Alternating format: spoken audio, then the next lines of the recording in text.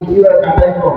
এই জন্য আমি প্রত্যেক অনুরোধ করবো, আপনারা সবাই এখানে যারা আসে এবং বাহিরে যারা গ্রামের সবাই মাহফিলে করে আসেন, মাহফিল যারা আসেন, আমরা মাহফিলাও আপনাদের জায়গা আছে, আপনার মাহফিলাও আসে হাজির হন।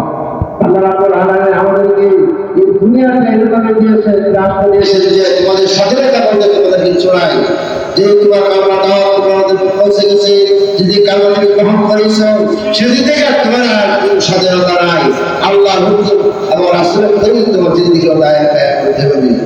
এ আমরা মুসলমান বাবা খালাকু জিন্দা ওয়ালিসা ইয়াবুদু, আল্লাহ শুধু আপনি আমাকে দুনিয়ার প্রয়োজনের জন্য পাঠাইয়া এবং আখিরাতের জন্য পাঠাইছেন, এবং আজকে আমাদের ইবাদত করতে জন্য পাঠাইছেন।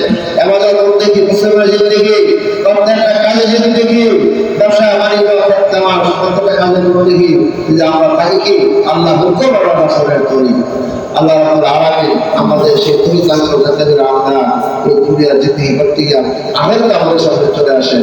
আমি যে কথাগুলি বলছি হুজুর এখন আসে আমি সাজাইতেছি না, যে কথাগুলি বলছি কথাগুলি আমি আমল